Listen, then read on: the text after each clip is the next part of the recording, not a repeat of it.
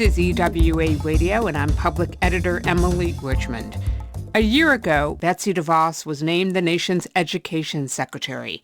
That followed a bruising confirmation process that required Vice President Mike Pence to cast a tie-breaking vote in the Senate. How are her supporters, her critics, and others rating her job performance so far? There's no one more qualified to answer those questions today than our guest, Alyson Klein of Education Week, where she co-authors the Politics K-12 blog. Alyson, welcome back to EWA Radio. Hey, thanks for having me. So obviously there have been a lot of critics of Betsy DeVos coming from outside of the education sphere, but I'm curious, what do we know about how actual educators, teachers, and school leaders are feeling about her right now?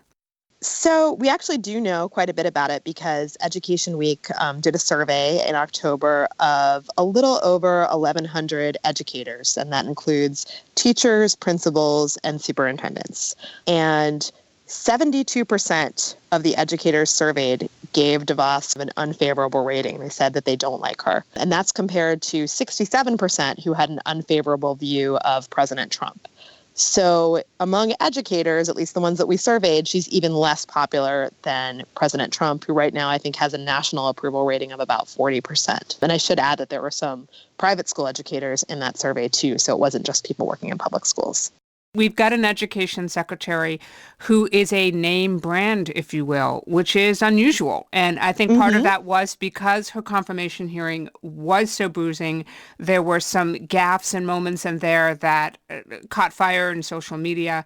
And I wonder, is it really about her, or is this transference about the Trump presidency? I think it's a mix of things. I think a lot of it, you're right, is that folks are upset with President Trump. Obviously, he's a highly controversial president. That's a really big piece of it. But I think it actually is partly Betsy DeVos's background. She's the very first education secretary who has never worked professionally in a K-12 school or at a university, and she didn't send her own children to public school, nor did she attend public schools herself. So she's the first secretary who's been in that position, and I think that wrinkles a lot of educators. Some of the educators that I talked to that participated in that survey that I mentioned are big Trump supporters, but they're still skeptical of Betsy DeVos because they just don't feel like she's walked in their shoes. They don't think she understands what it's like to be in a public school.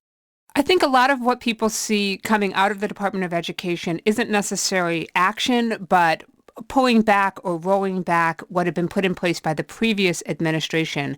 Does that give people a sense of things being torn down, fairly or not? I think that's right. I would say that one of the teachers who I spoke to this week said to me that the federal education department has never been less relevant to his life. He feels like the education department for a long time had this mission of closing the achievement gap. And he feels like Secretary DeVos has abandoned that mission to push this school choice agenda. I also spoke with Secretary DeVos earlier this week, and she really disagrees with that. She thinks that people who say that she's not standing up for children's civil rights don't really know her and aren't looking at what she's doing. But I think this overall message, which the Trump administration is hitting really hard, rolling back regulations, does make some educators uneasy because they worry about what the impact will be on vulnerable populations. And on that front, the administration and, by virtue, Betsy DeVos are doing exactly what they promised, which is to decrease the federal footprint. Yes, that's right. They haven't been able to get everything they wanted in terms of decreasing the federal footprint. President Trump proposed slashing $9 billion from the education department's budget, which is about $70 billion. That's a 13% cut. It's a pretty serious cut. So far, it doesn't look like Congress is going to take him up on that. But yeah, to the extent that they can, they've been rolling back regulations and changing the way that the department deals with things like civil rights investigations. And the first regulation to be rolled back actually happened just 10 days after she took office. And that, of course, was the Obama administration-era guidance on how to handle students who are transgender and related to whether they could use the bathroom of their choice or the one that corresponded with the bathroom of their gender at birth. Talk a little bit about that. So, yeah, that was a really big signal right out of the gate. There was some media coverage suggesting that Secretary DeVos had pushed back on that decision, and it was ultimately the president's call. But in school visit after school visit, I would hear parents talk about that and talk about their own transgender children and how they felt very uncomfortable having someone at the education department who they felt like wasn't going to stand up for that population of students. At the same time, DeVos said immediately following that decision that she thought that was a decision that was best handled locally and by those local schools. And in some cases, we have seen that borne out. Yes, that's right. The department has been more focused on combating bullying for transgender students than they have in dealing with this bathroom issue. We're talking with Alyson Klein of Education Week about Education Secretary Betsy DeVos's first year in office. Don't miss an episode of EWA Radio. You never have to. You can find us on your favorite podcast app. And please take a moment to rate us on iTunes. Your support and feedback will help us grow. Alyson, the calling card, if you will, for Betsy DeVos on a policy front really was school choice. It's what she was most interested in and where her family had made its biggest contributions financially and on a political front in their home state of Michigan and elsewhere. But interestingly, Congress has not been as enthusiastic about increasing spending in that area. And President Trump didn't even mention school choice in his State of the Union address. What does that mean for Betsy DeVos? Betsy DeVos would say that she had a significant victory in the tax overhaul legislation. There is a provision in there that allowed families to use 529 college savings plans, which were originally just for college, for K-12 private school tuition. Everyone, including Betsy DeVos, acknowledges that this is not really going to help low-income families. This is really going to mostly help middle class and, honestly, wealthier families who have that extra money to set aside for private school in taxes. Right now, she just really hasn't gotten any kind of big, broad-based school choice initiative that will help low-income children who she says and has been throughout her career as an advocate very committed to. And it's really unclear that Congress is going to pass something like that. The Trump administration, in its previous budget request, pitched a small private school voucher program. They also pitched allowing some federal money to follow students to the public school of their choice. But Congress said no to both of those asks. And it doesn't look like lawmakers are going to be, more interested in passing a big school choice initiative in what's expected to be a tough midterm election for Republicans. So when it comes to her favorite policy, right now it seems like she's kind of stuck. We talked a little bit about this idea of a bully pulpit where, an education secretary can get out in front of a big crowd and advocate for a particular policy or issue without necessarily being in a position to affect those changes. But there are smaller ways that secretaries can show their interest and enthusiasm for particular areas, and that's where they decide to just visit. Over at Education Week, I'd like to thank you for a very handy map showing where DeVos has visited in her first year. And when you count them up, you've got 18 traditional public schools, 8 charter schools, and 9 private schools. How does that compare with prior secretaries? Can you think of anyone who went to 9 private schools? To be honest, we did not track every secretary's school visits. We've only been tracking Betsy DeVos. I wish that we had tracked Secretary Duncan and Secretary King and Secretary Spellings, but we did not. Just anecdotally, from my own position as somebody covering the department, yeah, it does seem like way more private schools than we've been used to seeing from secretaries. It seems to me probably fewer school visits than Secretary Duncan and Secretary King at least did in their first years in office. That could partly be because when Secretary DeVos shows up at some of these schools, she's facing a lot of pushback, and I can't imagine that's an easy position for her. I do think it's important to think about some of the states that Betsy DeVos has visited the most often. She is a huge fan of Florida. She's gone there more than any other state.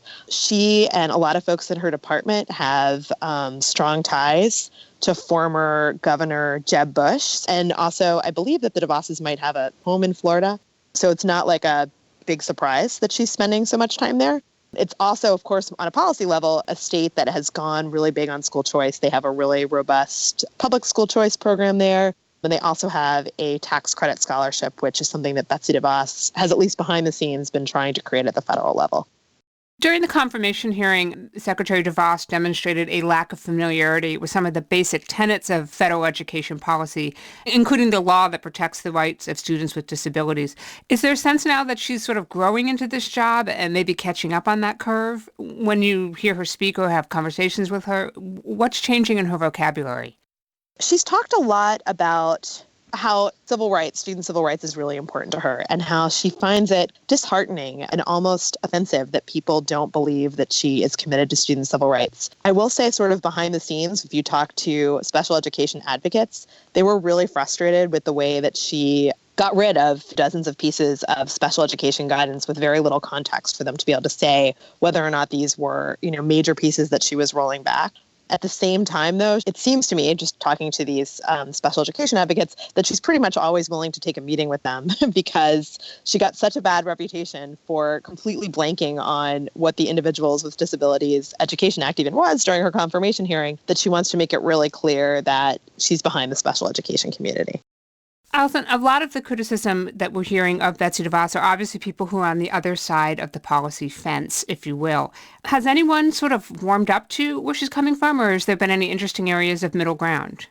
I think that's a really good question. I think right now, and this is not just in the education area, a lot of people are just very dug in. It's a very polarized time. On the other side of the coin, there's this, kind of resist mentality. I haven't seen a ton of educators who were really anti-DeVos suddenly coming around on her, although I will say that when I've talked to principals and teachers at some of the schools that she's visited, they spoke very highly of her and warmly of her and thought that she seemed to care about kids when she visited their schools. She has this kind of almost Cruella de Vil reputation. And it doesn't seem to me like that's an accurate perception from people who've actually met her. And obviously, this is a person who technically does not have to work and has opted for a pretty serious level of public service. Do you have a sense now that she's enjoying the work and liking the job? She says she is, right? When we've asked her this question, she says that it's a great privilege to be able to speak for parents and be touting these options. One question, of course, will be her longevity and how long her tenure actually is. Do you have a sense that she's going to stick with it? Yes, I think she is going to stick out the first term. She said as much when we spoke to her earlier this week. It's an open question how much she'll be able to accomplish in that 4 years. And I think one important piece of that is what happens in the midterm elections. I think if the Republican Party ends up doing much better than people expect, is able to keep the Senate, maybe pick up seats in the Senate, and able to keep the House, she may end up being able to do more on school choice than people are anticipating right now. When you sat down and had a chance to speak with her, what is she looking forward to? What do you see on the immediate horizon for the federal education department? I think the bully pulpit has become a really important lever for her. The theme of her tour earlier this fall was rethinking education. And she's given speech after speech on this idea of rethinking schools, that schools haven't changed enough in the past 50 years. She wants to see more personalized learning, more blended learning, more of a chance for students to have apprenticeships and work-based opportunities during their educational career. She may not get a ton of resources to push that agenda, but I think we'll hear her talk about it a lot. When it comes to her favorite policy, school choice, I think she will be talking about that a lot on the bully pulpit. I think she sees states as really the important actors here and the federal role as secondary. I will say I've heard from some advocates in Washington to watch programs for groups that the federal government sort of has a special responsibility for. That would be kids on military bases or military-connected kids, Native American kids, and kids in the District of Columbia. Part of the reason it's been hard for the Trump administration to get a school choice program through Congress is that there are a lot of people who say it's not the federal responsibility to advance school choice. But if you're looking at those three populations, the federal government does have kind of a special role with them. I wouldn't be surprised to see in the next year or so, maybe even in the budget, which is coming out next week, some sort of a push for choice for one or more of those populations. Alyson Klein covers federal education policy for Education Week and co-authors the Politics K-12 blog. Alyson, thanks for being here. Oh, thanks for having me. And that wraps up another episode for us, but stay tuned. Next week, we're going to be looking at Betsy DeVos's first year from a higher education perspective. You won't want to miss that. So again, subscribe to EWA Radio and you'll catch every single episode. The mission of the Education Writers Association is to improve the quality of education coverage and strengthen the community of education journalists. For more than 70 years, EWA has helped reporters get the story right. Have a great week, everybody, and thank you for listening.